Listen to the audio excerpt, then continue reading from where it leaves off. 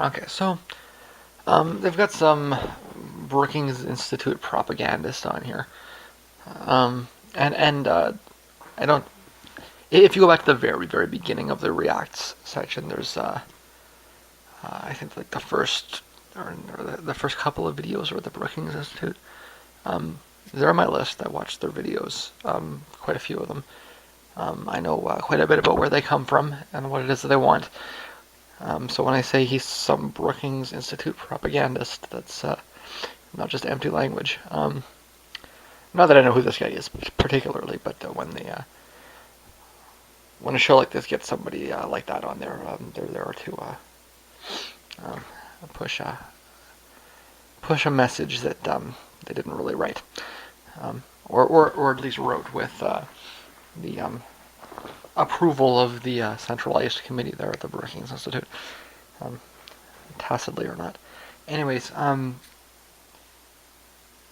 they don't. What I'm trying to get across is they don't just send, you know, they don't just send anybody out to talk to the Russians, right? The guys, they're there for. I mean, the Russians have their own propaganda purposes. I've been clear that I recognize that, but when you send, when these think tanks send people out to interface with them, they're there to push their own nonsense.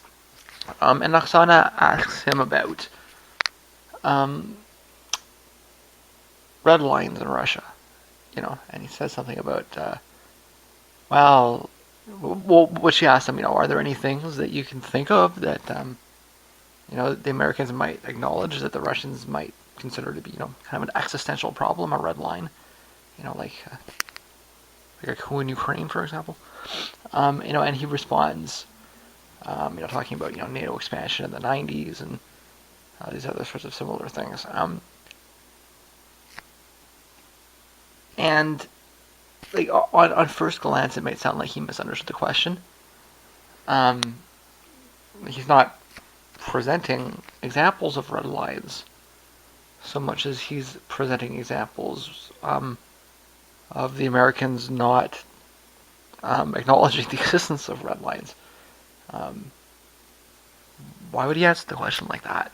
Well, I think that well, okay. So the reason why we're doing this right now at this particular point is because this is something that I've been bringing up periodically for several years. The way that he's framing it here is that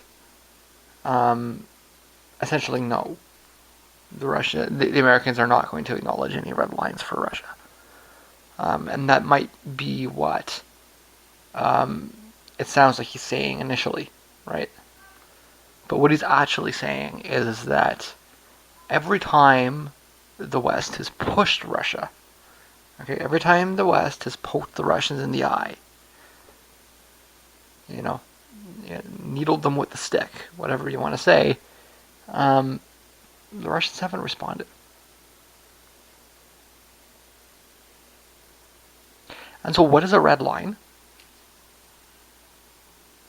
Well, if the idea of what this is, I don't. We're in 2016 now. This was recorded near the end of 2014, so it's not far from the whole, Netanyahu Iran thing. And in this period, the idea of red lines took on a greater set of legs in the media. Right, everywhere you looked, people were talking about red lines.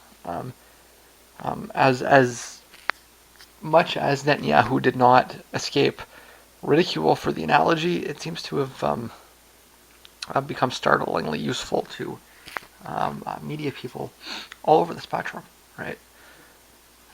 So that's why we're talking about red lines. I'm behind on my media footprint. I don't think I've heard anybody talk about a red line for a little while. It probably got lost, but this is what we're dealing with right now. Okay. So every time the Americans, sorry, that's okay. So what is a red line? Well, a red line is you cross this line and we react, right? It was, what is, if the Iranians do this thing, then it's going to result in Israeli bombing, right? So if the concept of a red line is that it will necessitate a reaction or necessitate a reaction, a retaliatory measure, all we've got from the Russians is a lot of cheek turning. And so I think that the issue here is the way that Oksana phrased the question. Okay?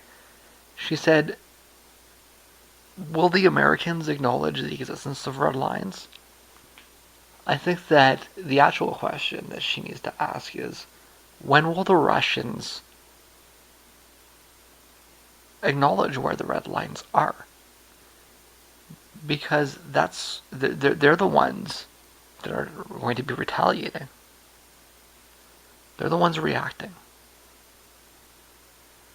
And so it's not the Americans that determine where the red lines in Russia are. It's the Russians that determine where the red lines in Russia are. Okay?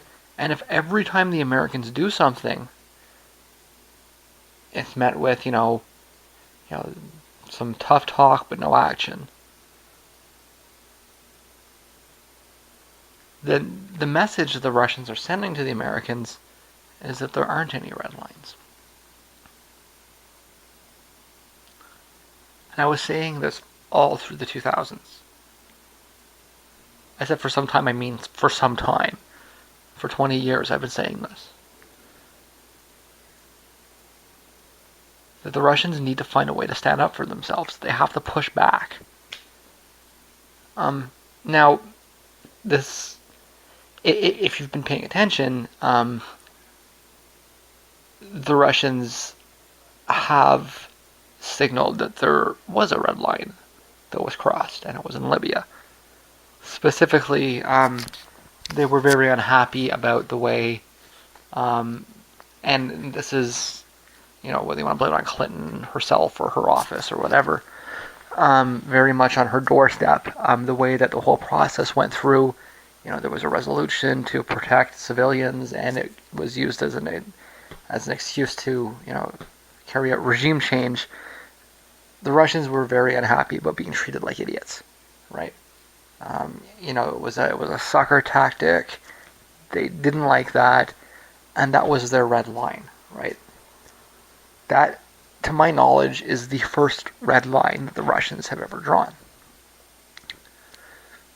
And they've said, they said at the time that things are going to change from here on in. And since then, things have changed. The Russian reaction in Ukraine would have been unheard of. Well, it would have been unheard of anywhere else, but the Russians have been carrying out missions in Syria. It's the first time they've carried out a mission outside their country since the collapse of the Soviet. I think since Afghanistan in the 80s. If you can find me another example of the Russians carrying out, something like Chechnya doesn't count because it's inside the borders of Russia, right? If you can find me another example besides Syria of the Russians actually sending forces outside the borders of their own country. In fact, considering that Russia is technically a different country than the Soviet Union, it might be the first time in the history of Russia, right? So we're a little bit past that right now. It's like 2014, these red lines have been drawn, right? But, they're still not kind of sure, right?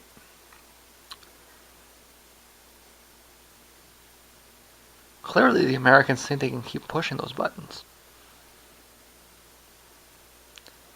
Meaning maybe the Russians didn't really succeed in drawing a red line. Maybe they could only get out kind of a weak, kind of a pink line. We need to get some sharper markers, and really lay it out, right? But what she's saying here is something that you see a lot in the Russian media, and this is a little late, like I say. Um, but broadly speaking, it reflects and has reflected for quite some time a kind of naivety um, in the Russian state, right? And in Russia's broad perspective towards America. Russian government, Russian foreign service, Russian military, Russian media. It's kind of consistent across the whole way. This idea that America is ultimately out, to serve everyone's best interests. If they push too hard, then it's kind of they made a mistake or something. It took until Libya before it really clicked in. But even so, the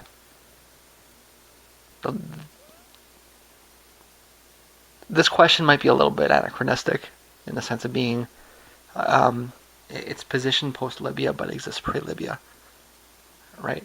Just indicating how deep the naivety really was, right? Because of course, it's not up for America to draw those lines.